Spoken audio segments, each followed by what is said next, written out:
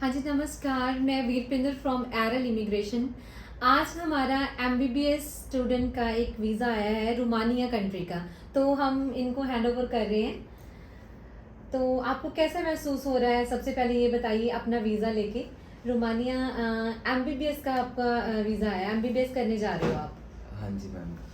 तो कैसा महसूस हो रहा है अभी आपको? ऑब्वियसली मैम, वीज़ा आता है तो अच्छा ही महसूस होता है। हम्म। तो तो अभी हम ये जानेंगे कि आपकी क्या मतलब आपने स्ट्रगल किया है लाइफ में, क्योंकि मैं जानती हूँ, आप जानते हो, है ना, कि कैसे हमने जो है ये एडमिशन ली है, कैसे आपने ये वीज़ा लिया है, कितने टाइम के बाद लिया है।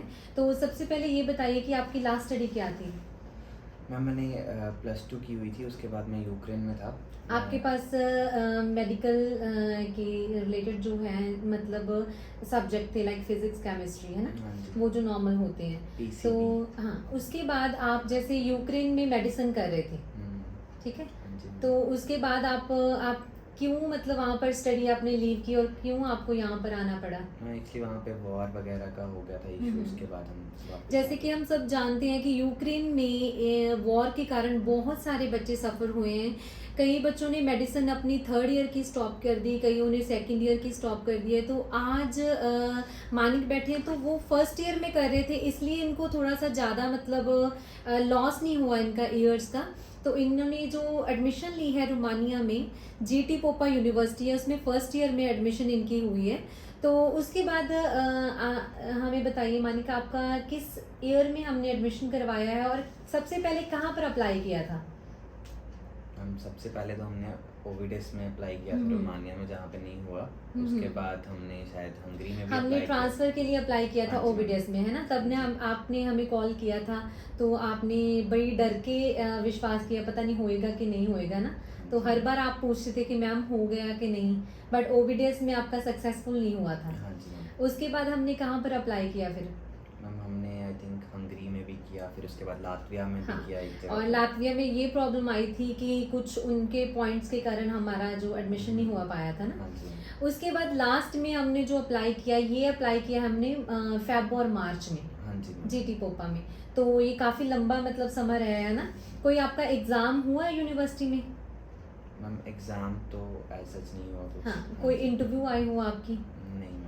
सिर्फ उन्होंने आपकी जो एकेडमिक स्कोर है वो उठाए हैं। हाँ और जी आपने आइल्स या पीटी वगैरह की हुई है? मैम, आइल्स का स्कोर भी उठाया शायद उन्होंने। ठीक है, कितना स्कोर है आपका? 6.5? हाँ जी हाँ, ओके। तो ये वाला आपका स्कोर साथ में लगा। उसके बाद आपके एडमिशन लेटर आ गया और आपकी जो फीस आपने पे की है, हाँ जी कितनी है आपकी फीस? Ma'am, 7500 euro. आपने टोटल इमिडिएटली वो पे कर दी थी, है हाँ ना। जी उसके बाद उन्होंने जो एडमिशन लेटर भेज दिया और देन फाइनली आपकी फाइल एम्बेसी में गई। हाँ तो जी एम्बेसी में आपको क्या प्रॉब्लम आई थी उस समय? मैम, एम्बेसी में तो सबसे पहले अपॉइंटमेंट चाहिए हाँ, होती है। वही वही उसके वही। बिना नहीं जा क्योंकि सकते। लास्ट टाइम क्या होता था कि अपॉइंटमेंट की रिक्वायरमेंट नहीं होती थी रोमानिया कंट्री के लिए। जब हम एम्बेसी में फाइल लगाते तो किसी भी समय हम हमारी फाइल लेके जा सकते, बट मानी के साथ क्या हुआ, एक तो वो बीमार चल रहे थे, सेकेंडली उनकी अपॉइंटमेंट जो वहाँ पर नहीं थी, तो वहाँ पर से उनको वापस आना पड़ा। उसके बाद जब इनकी अपॉइंटमेंट मिली वहाँ की, तो वहाँ पर गए, उन्होंने 11th स्टैंडर्ड का जो इनका मार्क्स कार्ड था उसकी ट्रांसलेशन पर भी अपोस्टल स्टैम्प की डिमांड की। तो इमीडिएटली हमने वहाँ से अपोस्टल करवाया, है ना। और उसके बाद इन्होंने फाइल अपनी सबमिट की और एग्जैक्टली उससे आई थिंक 25 डेज में हमारा जो रिजल्ट आ गया ना।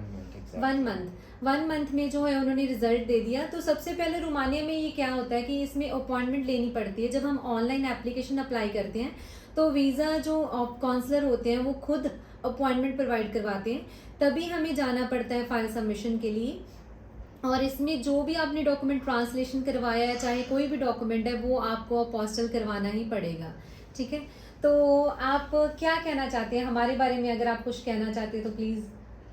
मैम, काफ़ी अच्छी आपकी है इमिग्रेशन, एरल इमिग्रेशन। आपको कोई प्रॉब्लम आई नहीं अगर मैम, जैसे मेरे आप? को मतलब आपकी तरफ से तो कोई प्रॉब्लम नहीं आई, बट बाकी जो होता है वैसे ही चलता रहा। ठीक है, कोई आपको लगा हो भी मतलब ऐसे करके मेरा काम बीच में छूट गया या कुछ, पेरेंट्स की ओर से क्या सपोर्ट रहा? क्योंकि मुझे तो पता ही है क्योंकि कई बार क्या होता है कि हमारे पेरेंट्स हमें सपोर्ट नहीं करते, नहीं बट मैम, आपके पीछे आपके पेरेंट्स खड़े हुए हैं ना। हाँ जी मैम, उनका तो पूरा ही आप सपोर्ट कुछ है भी इसीलिए। बोलते थे, आप कोई भी डॉक्यूमेंट प्रिपेयर करना तो आप सबसे पहले अपने पापा को कॉल करते थे ना। हाँ जी मैम। तो मैं यही बोलना चाहती हूँ कि अगर आपने एमबीबीएस के लिए यूरोप के साइड में स्टडी करने के लिए जाना है तो प्लीज़ आप हमसे कंसर्न कर सकते हैं। सेकेंडली, अगर आपकी स्टडी है जो मेडिसिन रिलेटेड है, जहाँ आपके स्कोर जो है वो कम हैं, तो उसके रिलेटेड भी आप हमसे कंसर्न कर सकते हैं। तो अगर आपको हमारी वीडियो अच्छी लगी हो तो प्लीज़ लाइक करिए और सब्सक्राइब करिए। Thank you so much.